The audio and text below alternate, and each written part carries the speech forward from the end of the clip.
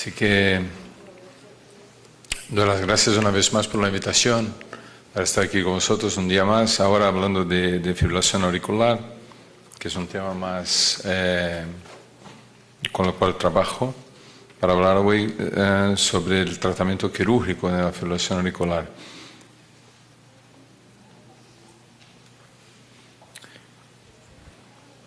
¿Y por qué hablar del tratamiento quirúrgico en la fibrilación auricular? Porque la fibrilación auricular, como ya se ha comentado en otras clases, esa diapositiva ya ha sido enseñada ya.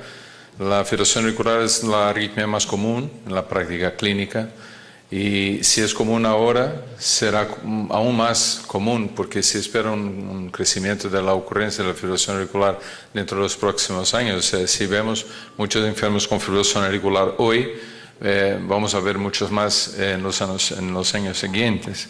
Y además su tratamiento es complejo.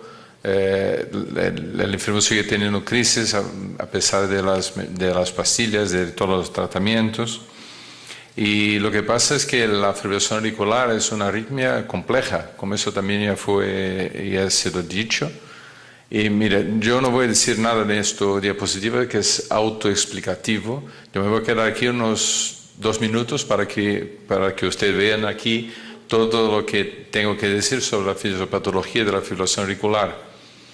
Bueno, eso es una broma porque es un lío. Yo traté de ser un poquito más simple, vamos, pero aún así es complejo. Lo que pasa es que la fibrilación auricular no es una arritmia. O sea, que cada paciente tiene su fibrilación auricular. Cada paciente tiene una característica distinta. Y aquí hay varios puntos, hay varios factores. En la fibrilación auricular hay factores electrofisiológicos, como acortamiento del periodo refractario. Son importantes los canales iónicos, las conexinas, factores genéticos, pero también tiene factores hemodinámicos. Eso es común. El aumento de la tensión intraauricular es común en las estenosis mitrales, por ejemplo, y también la hipertensión. Factores estructurales como fibrosis, inflamación y remodelamiento estructural que pasa si la arritmia sigue crónicamente. Hay factores moduladores con el sistema nervioso autonómico y también factores desencadenantes como las extrasístoles auriculares o venosas, que es la base para la ablación con radiofrecuencia, y también las taquicardias auriculares. Entonces, la fibrilación auricular no es una sola cosa, y cada enfermo tiene un tipo de fibrilación, su propio tipo de fibrilación auricular, lo que torna el tratamiento mucho más difícil. Y el tratamiento era difícil, sigue siendo, y siempre se buscaba alternativas al tratamiento farmacológico que no lograba quitar la arritmia de las personas. Entonces, hace mucho tiempo, ya el año 1980, el doctor Cox empezó a buscar una alternativa quirúrgica para el tratamiento de la fibrilación auricular y propuso el aislamiento de la aurícula izquierda como nueva tecnología para el tratamiento de arritmias supraventriculares. Eso ha sido un primer intento.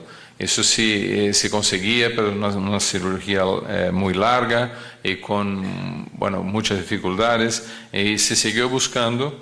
Así que unos años después, algunos grupos como el del doctor Guiraudon en Canadá buscó, pues entonces hasta aquí se creía que el problema de la fibrilación auricular era que había unas ondas reentrantes por la aurícula y que se perdía la capacidad, la coordinación eléctrica. Entonces el doctor Guiraudon y sus compañeros pensaron, mira, pues si cortamos por aquí, y si dejáramos ahí solo un caminito por donde la electricidad podría bajar del nodo sinusal hacia el nodo auriculoventricular, pues se podría controlar la fibrilación auricular. Era un intento más para una opción de tratamiento no farmacológico para la fibrilación auricular. Pero por esas fechas también el doctor Cox siguió buscando alternativas e encontró una manera de hacer con también cortar y coser de una forma, creía él, impedir que hubiera tejido auricular suficiente para que para tener las reentradas, y con eso empezó a tener buenos resultados. Entonces la cosa ahí empezó ese año 91. Acordaos, aquí el seguimiento de la técnica también del Dr. Cox. Eso está publicado en el año 95. Entonces la técnica se siguió aprimorando y mejorando y con mejores resultados. Aquí es la cirugía que se proponía en esas fechas. También entonces decía cortar y coser. Se quitaba la aurícula izquierda, eso está bueno para evitar eventos embólicos.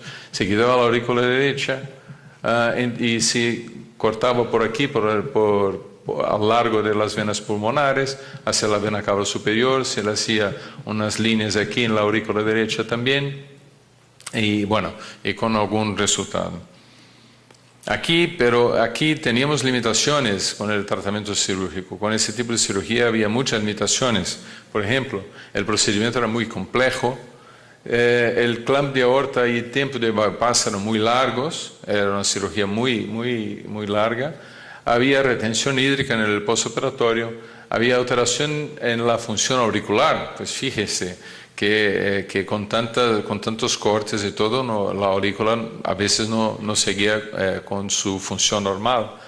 Insuficiencia cronotrópica, quizás por la denervación autonómica. Eso pasaba muchas veces y muchos de los enfermos necesitaban llevar un marcapasos, y también con eso la necesidad de implante de marcapasos.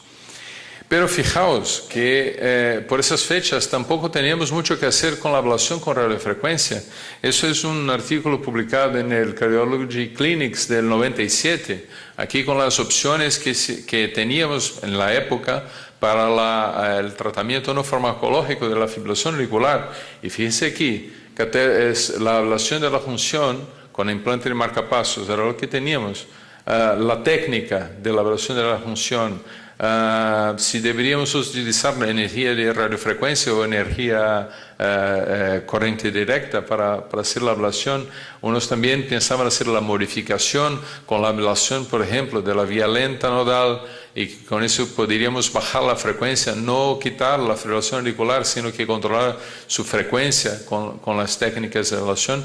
Y era eso que teníamos en el año 97, clínicamente era eso que teníamos, ¿no? Pero los conocimientos se aprimorando, y con los estudios del doctor Heisager, que detectó dentro de las venas pulmonares unos puntos donde se empezaba muchos casos de fibrilación auricular. Entonces la idea se cambió hacia la aurícula izquierda, y se buscaba entonces, se creía entonces, y se cree hasta hoy, que las venas pulmonares son muy culpables en muchos casos de fibrilación auricular. Entonces, ¿qué hizo el doctor Cox y su grupo? Siguió buscando ahora la aurícula izquierda, y en el año 2004 ya se decía que con una incisión que rodeaba las venas pulmonares se podía resolver el problema en muchos casos. Y se hacía también un corte en la aurícula izquierda, y conectando hacia el seno coronario, y una lesión también en el istmo de la aurícula derecha, que es la zona donde pasa el circuito eléctrico del flúter atrial. Entonces, con eso el doctor Cox logró acortar el tiempo, tornar el procedimiento más sencillo, y que se podía aplicar en muchos más pacientes, ¿no? Y bueno, eso era cortar y coser, pero el desarrollo tecnológico ha permitido que se intentara otros tipos de herramientas, ¿no? Como por ejemplo aquí una herramienta de radiofrecuencia que se puede hacer por toracoscopia, y que se puede cauterizar entre las venas pulmonares. Y aquí también una otra técnica, un procedimiento por toracoscopia, también un procedimiento híbrido con una toracotomía mínimamente invasiva, y no había ahí la necesidad de cortar el tejido auricular, que eso era un problema por riesgo, por largo de cirugía y necesidad de clamp aórtico. Entonces las nuevas tecnologías han revolucionado la cirugía de la fibración auricular, reduciendo el tiempo de operación, pero la principal limitación es la dificultad de crear lesiones transmurales con el corazón latiendo. Eso también había que fijar. O sea, que si antes se cortaba, bueno, se me escapa la palabra hoy, que no es mi idioma natal, ¿no? Y también hay un problema con el efecto disipador del calor. O sea, que para tener una lesión, la sangre que pasa por debajo de la fuente de energía disipa el calor y eso puede impedir que haya una lesión transmural. Entonces, eso es un problema, tanto para la radiofrecuencia como para la crioablación. Entonces, se intentó otras formas de energía, como aquí un estudio con la radiofrecuencia bipolar, un estudio animal que se comprobó, que en un estudio experimental se comprobó que sí, que se conseguía aquí en la imagen y aquí la microscopía, mostrando que se conseguía la lesión transmural con esas nuevas técnicas de radiofrecuencia bipolar o bien con ultrasonido de un determinado tipo, que se conseguía entonces la cauterización transmural y con eso se lograba interrumpir la conducción eléctrica. Bueno, entonces aquí había muchas técnicas y eso es un problema. Y si hay muchas técnicas, quizás es porque no hay una técnica que sea así tan buena. Y además es que todos esos aquí son coches, pero hay coches y coches, ¿verdad? Entonces la cirugía también, si hay muchas y quizás hay cirugías que son mejores que otras y a veces es difícil juntar todas ellas. En un metaanálisis, una revisión publicada en el año 2005 en el European Heart Journal, European Journal of Cardiothoracic Surgery, se juntaron 48 estudios con casi 4.000 pacientes con la duración aproximada de acompañamiento de 5 años y medio. El ritmo sinusal se mantuvo aproximadamente en 80% de los casos, pero aquí fíjense en las diferencias. El Cox-Maze se practicaba más en pacientes más jóvenes, más fibrilaciones auriculares paroxísticas y sin cardiopatía. Y por otro lado, la ablación con radiofrecuencia quirúrgica o la crioablación se aplicaba más en la fibrilación auricular permanente, casi siempre concomitantemente con otra cirugía.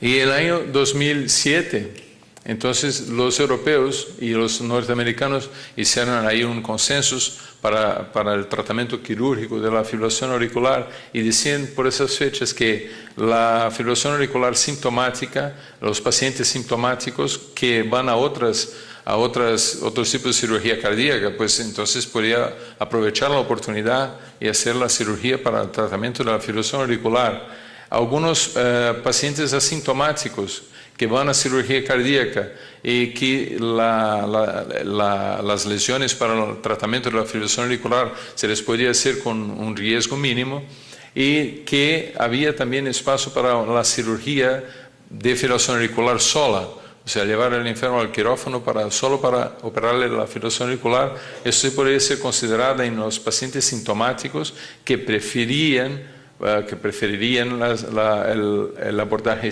quirúrgico o que también fallara en el procedimiento de la ablación con radiofrecuencia o que también no serían candidatos a la ablación con radiofrecuencia. Entonces había algunos pacientes que se podría proponer el tratamiento quirúrgico aislado.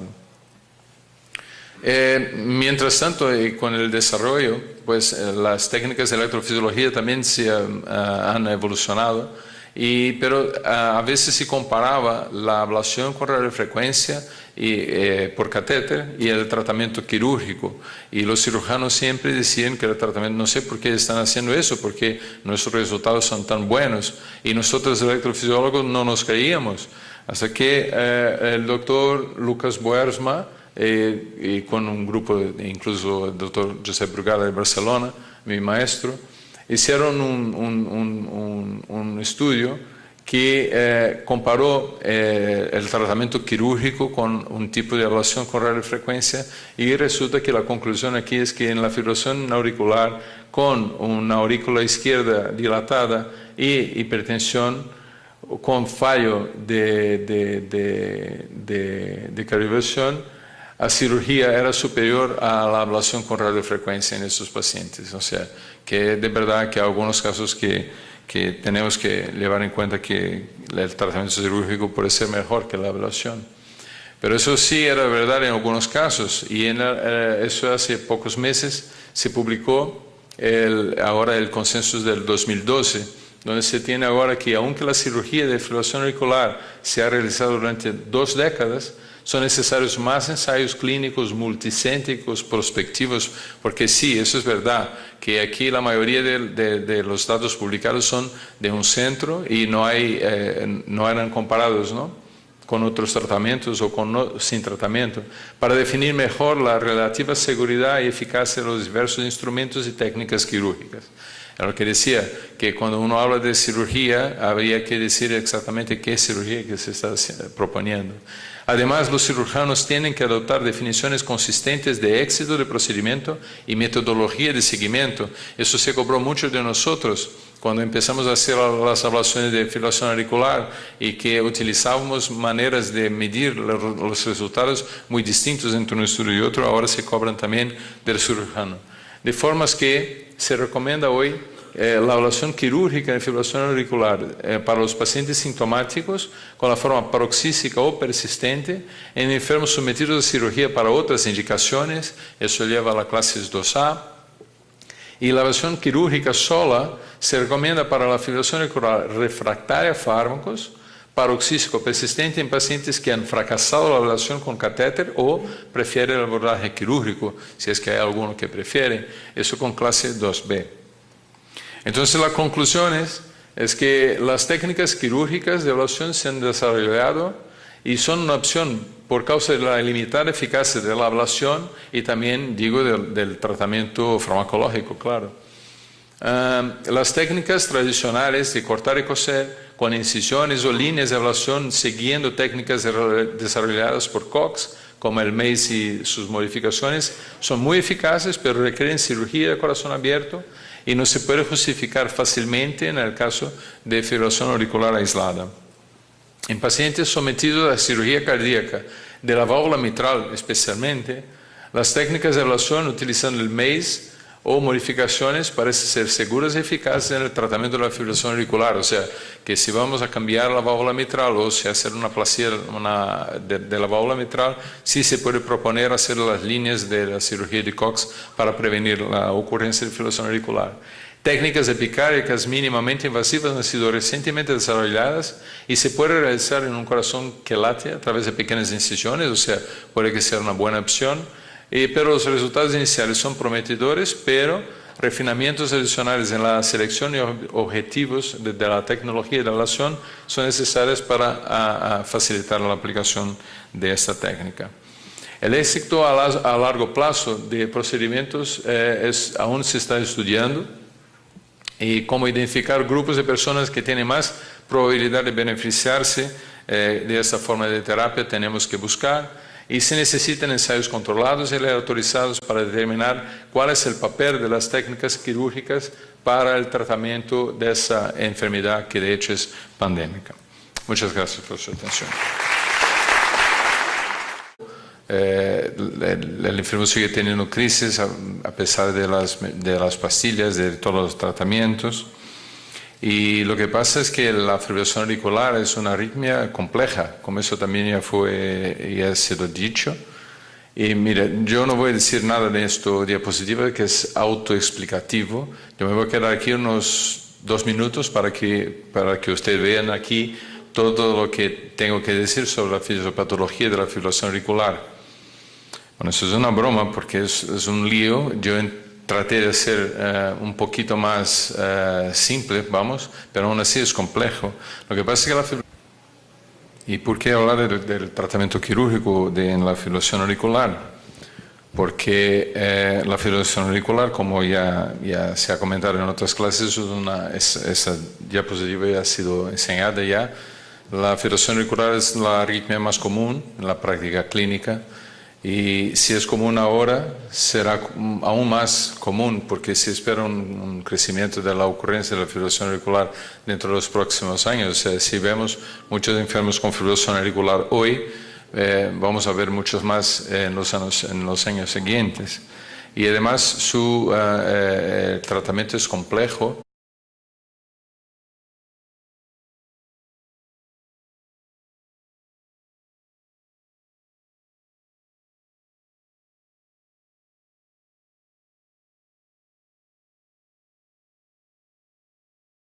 Así que doy las gracias una vez más por la invitación para estar aquí con vosotros un día más, ahora hablando de fibrilación auricular, que es un tema más con el cual trabajo, para hablar hoy sobre el tratamiento quirúrgico de la fibrilación auricular.